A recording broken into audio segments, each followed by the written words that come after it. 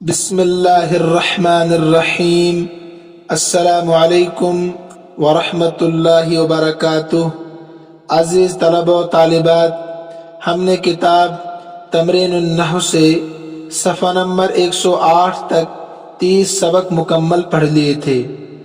جو طلبہ و طالبات سبق نمبر 30 میں آن لائن حاضر تھے یا اس کے بعد جن طلبہ نے سبق کو سنا، ان سب کو یاد ہوگا کہ سبق نمبر 30 میں ہم نے جمع کی قسمیں، جمع مکسر، جمع مذکر سالم، جمع مؤنث سالم، اور اس سبق سے متعلق قاعدہ نمبر 29 اور 2 تمارین جو اس سبق کے متعلق تھی، ان سب کو الحمدللہ ہم نے پڑھا تھا۔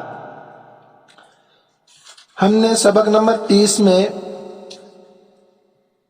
جمع مکسر، جمع مذکر سالم اور جمع مؤنث سالم کے بارے میں پڑھا تھا کہ جمع مکسر کہتے ہیں جس میں واحد کا وزن ٹوٹ گیا ہو۔ مکسر کے معنی ہے ٹوٹا ہوا، اعراب میں بھی تبدیلی آئی ہو اور حروف میں بھی تبدیلی آئی ہو۔ اس کا اعراب تینوں حالتوں میں تینوں طرح سے آتا ہے۔ حالت رفع میں پیش، حالت نصبی میں زبر، حالت جری میں کسرہ، پہلی 3 مثالوں میں موجود ہے۔ جمع سالم کہتے ہیں کہ واحد کا وزن سالم رہے، باقی رہے، اس میں کوئی تبدیلی نہ آئے، نہ اعراب میں نہ حروف میں، البتہ آخر میں 1 یا 2 حرف بڑھا کر جمع مذکر سالم بنا جاتا ہے۔ ایسے ہی جمع مؤنث سالم بھی، اس کے آخر میں 1 یا 2 حرف بڑھا کر جمع مؤنث سالم بنائی جاتی ہے۔ ان کا اعراب کیا ہوتا ہے؟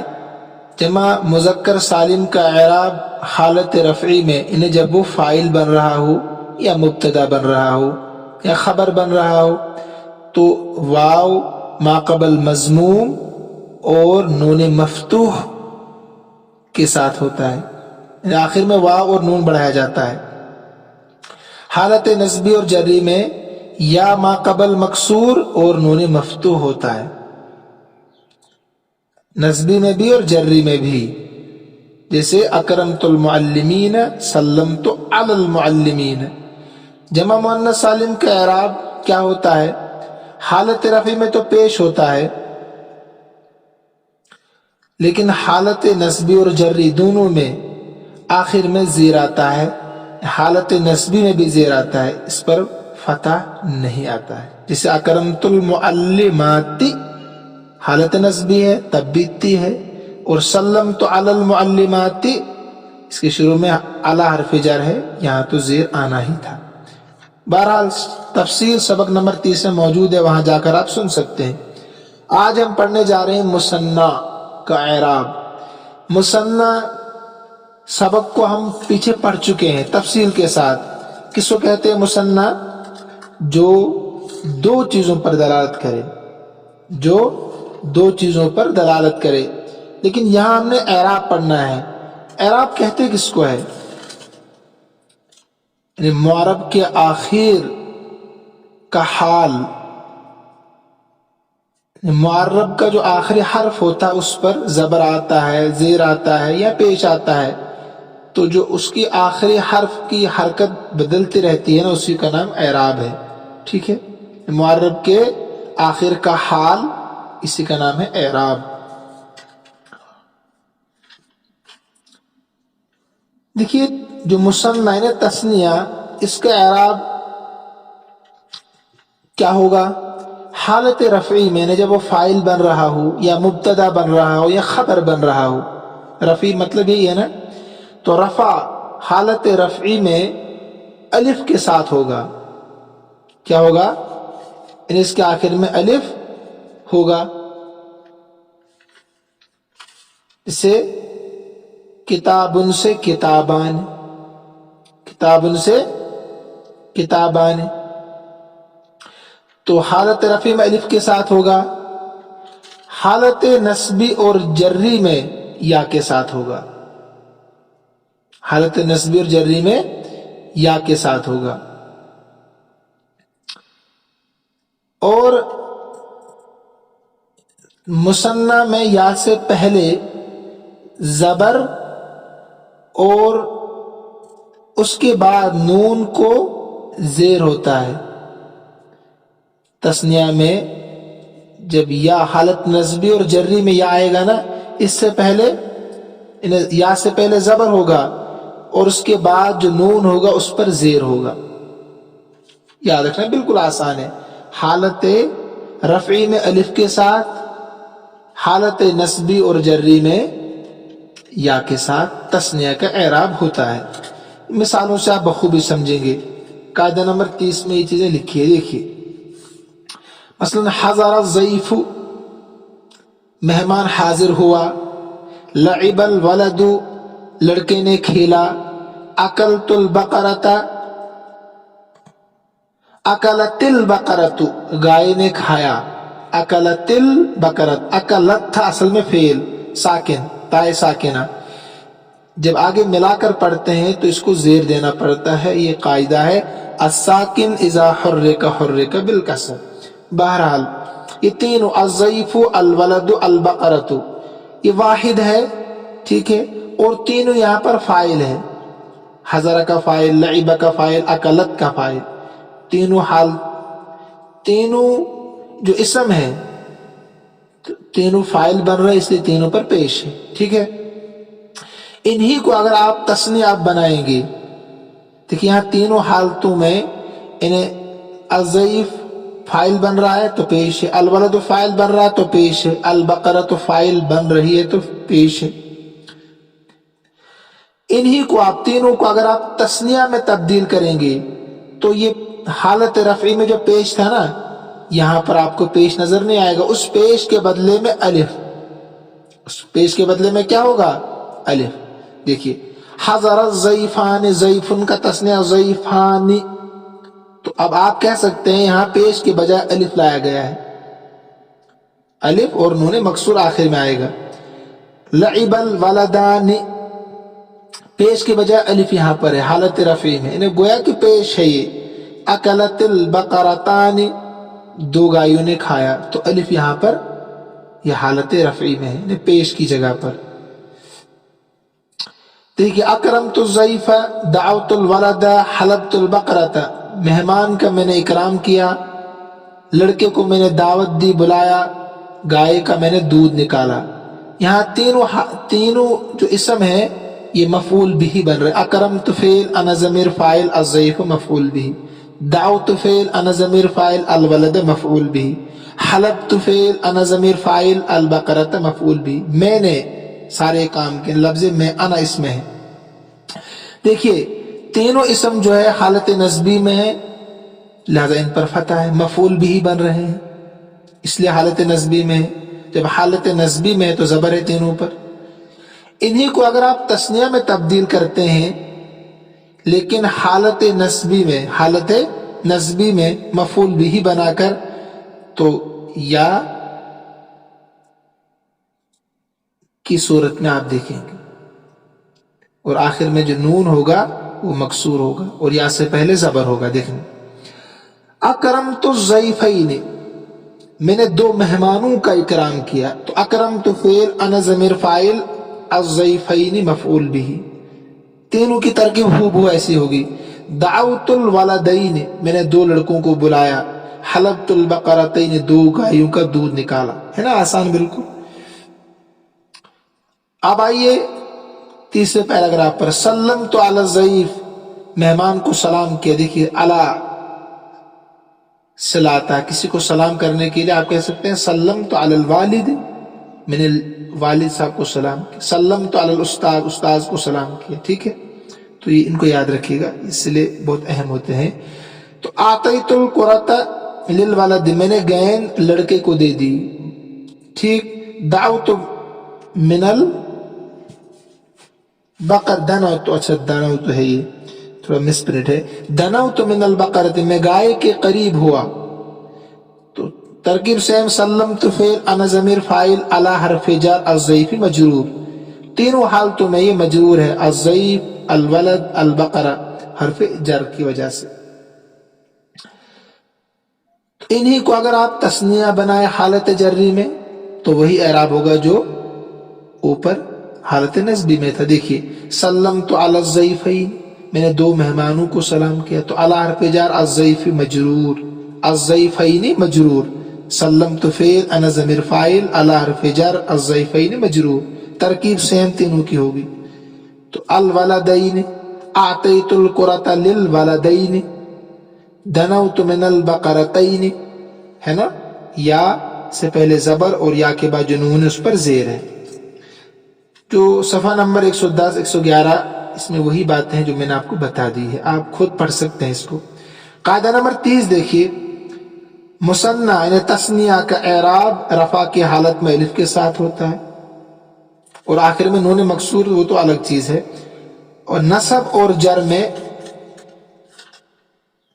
نصب و جر کی حالت میں یا کے ساتھ ہوتا ہے.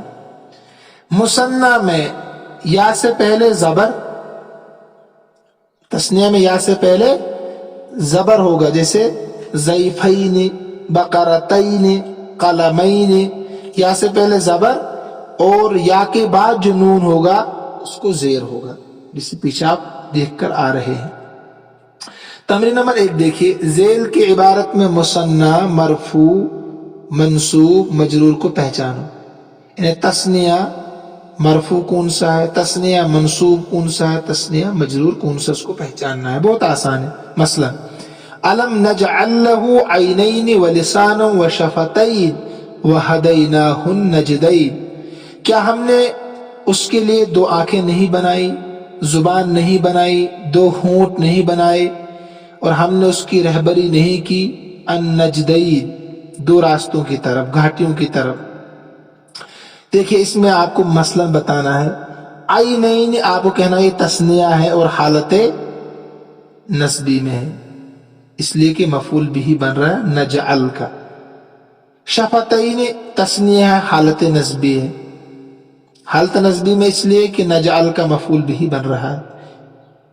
النجدین یہ تثنیہ ہے اور حالت نصبی میں اس لیے کہ ہدینا کا مفعول بھی بن رہا ہے.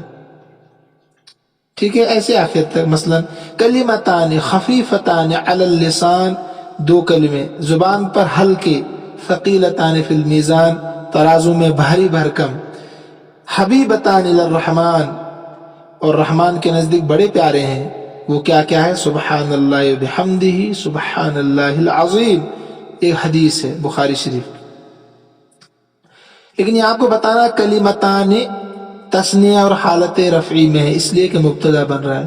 خفیفتان تثنیہ اور حالت رفعی میں، اس لیے کہ خبر بن رہی.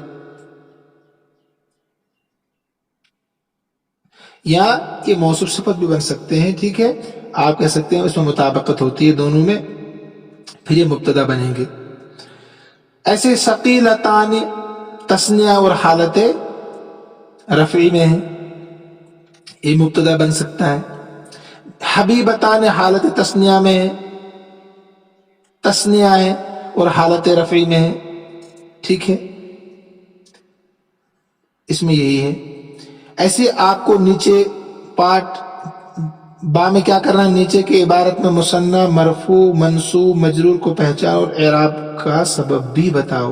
اوپر کی طرح یہاں بھی، وہاں سبب میں نے ویسے بتا دیا لیکن یہاں سبب بتانا ہے آپ کو، وہاں سبب نہیں بتانا تھا، کیوں مرفوع ہے، کیوں منصوب ہے اور کیوں مجرور ہے.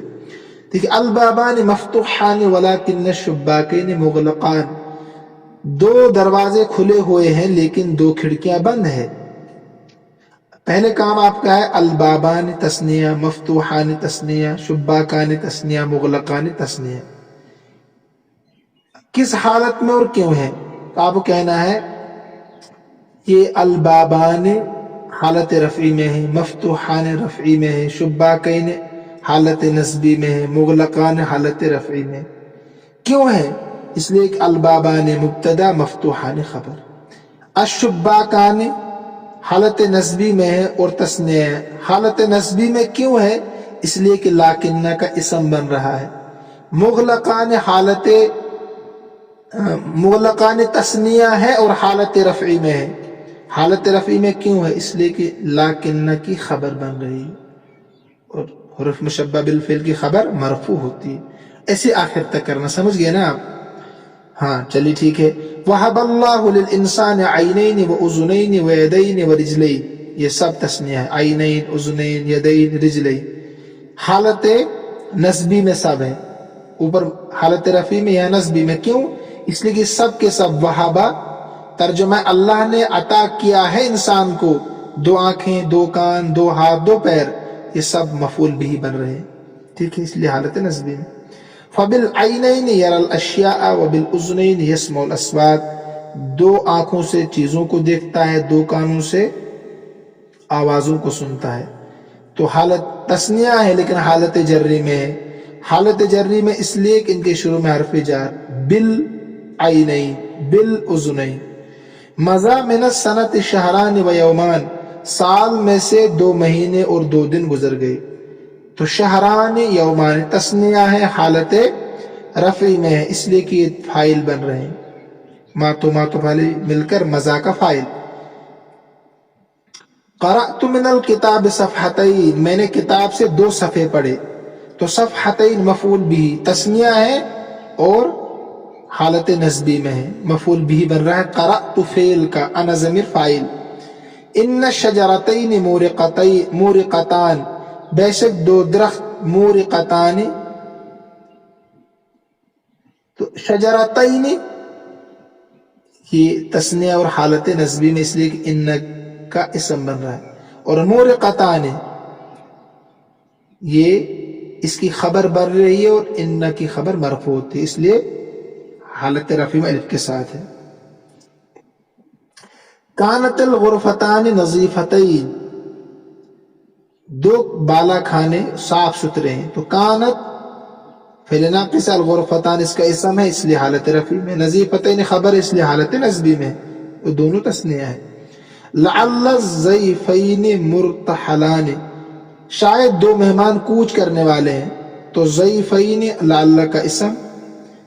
حالت نسبی میں تثنیہ ہے، نسبی میں اس لیے کہ لعل کا اسم بن رہا ہے. مرتحلان یہ بھی تثنیہ ہے اور حالت رفعی میں اس لیے کہ لعل کی خبر بن رہی. ٹھیک ہے، آسان. تمرین نمبر 2 دیکھیے صفحہ نمبر 113 پر. نیچے لکھے ہوئے اسما کو تثنیہ سے بدل کر لکھو، پھر ان کو جملوں میں استعمال کرو. یہ بہت آسان ہے، آپ خود کیجئے. مثلا التلمیذ ہے، التلمیذان، الساعتان، الدرسان، المعلمان، الرسالتان، النجمان، المنارتان، التاجران، الولدان، البقرتان. پھر جملوں میں بنانا ہے. مثلا التلمیذان مجتہدان، مبتدا خبر. الساعتان ثمینتان، الدرسان سہلان. ہے نا، آسان سب بنائیے گا. معنی آپ کو پتہ ہی ہے، سب آسان. تمرین نمبر 3 خالی جگہ مناسب خبر سے بھر دو. مثلا ان النجمین فی السماء. 2 ستارے آسمان. تو آسان. ان النجمین لامعان. خبر بنانی ہے نا ان کی، تو یہ خیال رکھنا ہے خبر کیسی ہوتی ہے، مرفوع ہوتی ہے. تو اسی کا خیال رکھنا ہے، الف کے ساتھ لگانا ہے. ان النجمین، نجمین حالت نسبی میں، تو ان النجمین لامعان رفعی میں لانا ہے فی السماء. ایسے ہی کان العصفوران متغردان، متغردین، کیونکہ کانا کا اسم مرفوع خبر منصوب. متغردین علی الشجرۃ، درخت پر چہچا رہی ہے. ٹھیک ہے، یہ خیال رکھنا ہے کان اور ان کا، بہت اہم ہے. کانت الفاکہتان، خبر منصوب ہوگی، کان افعال ناقصہ میں سے ہے. تو کانت الفاکہتان لذیذتین جدا. ایسے ہی ان القلنسوتین جمیلتان جدا. لعل الخادمین راجعان، لوٹنے والے. کانت الحدیقتان مثمرتین، پھل دار ہیں. ایسے کان الکرسیان، کان الکرسیان جدیدین، نہیں. لیکن المنضدتین قدیمتان. تو جو میں نے جملے بنائے ہو کاپی پیسٹ نہیں ہونا چاہیے، الگ آپ کے جملے ہونے چاہیے، ٹھیک ہے؟ چلیے آگے تمرین نمبر 4 دیکھیے، نیچے کے جملوں میں تمام اسم واحد کو مثنیٰ سے بدل کر لکھو۔ بالکل آسان کام ہے، آپ خود کر سکتے ہیں۔ الحدیقتان واسعتان، کچھ بھی نہیں کرنا ہے، مبتدا خبر پھر بھی رہے گا۔ ایسے اکلت تفاحتین رمانین، حالت نصبی میں اس کا خیال رکھنا ضروری ہے۔ تفاحتین حالت نصبی اور جری میں، اکلت فعل ہے نا، انا ضمیر فاعل، تو تفاحتین رمانین اس کا خیال رکھنا ضروری ہے۔ کتبت بالقلمین علی الکراستین، ٹھیک ہے؟ کأن الدرس، کأن تو کأن الدرسین سہلان، کأن شبہ بالفعل میں سے۔ تلعب البنتان، ٹھیک ہے؟ اشتریت قلمین و کراستین حالت نصبی میں۔ قرأت الدرسین و حفظتہما، درسین مفعول بھی، حفظتہما ہما مفعول آئے گا، ضمیر ہے۔ کأن الکتاب کأن الکتاب، کأن الکتابین استاذان، کأن شبہ بالفعل تو اسم منصوب اور خبر مرفوع۔ ایسے ان الشجرتین مثمرتان، خبر منصوب خبر مرفوع، خیال رکھنا ہے۔ لیت الفاکہۃ، تو لیت الفاکہتین ناضجتان، خبر مرفوع۔ تمرین نمبر 5 القطار السفینہ الجندی الحارس الدجاجۃ، اوپر لکھے ہوئے اسماء کو مثنیٰ سے بدل کر لکھو۔ تثنیہ بنانا ہے، بالکل ایزی۔ القطاران السفینات الجندیان الحارسان الدجاجتان، پھر یہ کرنا، پھر ان کو جملوں میں اس طرح استعمال کرو کہ ہر ایک فاعل ہو، مفعول ہو، مجرور ہو، ان کا اسم ہو، کان کی خبر ہو۔ یہ بالکل آسان، مثلا فاعل بناتے ہیں، جاء القطار ہے نا ایزی، رأیت القطار، مررت بالقطار، مجرور ہو گیا، ان کا اسم، ان القطار سریع، کان کا اسم، کان القطار جمیلا، ٹرین خوبصورت ہے، ہو گیا ہے۔ سب کو ایسے ہی کرنا ہے، سفینہ کو بھی لگانا اسی طرح سے ہر ایک کے شروع میں۔ ترکیب یہ خود انہوں نے کر کے دی صاحب کتاب رحمت اللہ علیہ نے، آپ کیجیے آگے ترکیب۔ مثلا فازا، آپ کو کہنا ہے کیا، فعل ماضی مبنی بالفتح، التلمیذان فاعل، تثنیہ فاعل حالت رفعی میں الف کے ساتھ، فی حرف جار الامتحان مجرور، بالکل آسان۔ قرأت فعل انا ضمیر فاعل، میں نے ترجمہ رہ گیا اوپر کا، دو طالب علم امتحان میں کامیاب ہو گئی، فاز کے معنی کامیاب ہونا، میں نے کتاب کے 2 صفحے پڑھے، تو قرأت فعل انا ضمیر فاعل من حرف جار الکتاب مجرور، صفحتین مفعول به قرأت فعل کا۔ سلمت علی الضیفین، میں نے 2 مہمانوں کو سلام کیا، سلمت فعل انا ضمیر فاعل علی حرف جار الضیفین مجرور۔ یہی کام آپ کا ہے، تو لہٰذا اس کو اچھے سے کیجیے۔ اگر نہیں سمجھے تو سبق موجود رہتا ہے، آپ کبھی بھی سن سکتے ہیں، کہیں بھی استفادہ کر سکتے ہیں۔ اللہ ہم سب کا حامی و ناصر ہو۔ آپ سوچ کر رکھیے اس کے بعد آپ کون سی کتاب پڑھنا چاہتے ہیں، اس کے بعد آپ کون سی کتاب پڑھنا چاہتے ہیں، آپ کی طرف سے کوئی ڈیمانڈ ہوگی تو اسی کے مطابق ہم پڑھائیں گے، یا پھر میں اپنی طرف سے کوئی کتاب منتخب کر کے آپ کو پڑھانا شروع کروں گا۔ اللہ ہم سب کا حامی و ناصر ہو۔ السلام علیکم ورحمۃ اللہ وبرکاتہ۔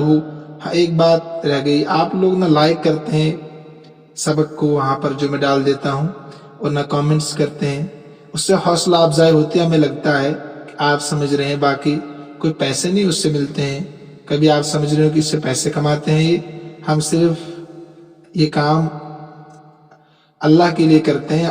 اللہ تبارک و تعالی اجر عظیم عطا کرنے والے ہیں، آپ کی دعاؤں کی ضرورت ہے۔ السلام علیکم ورحمۃ اللہ وبرکاتہ۔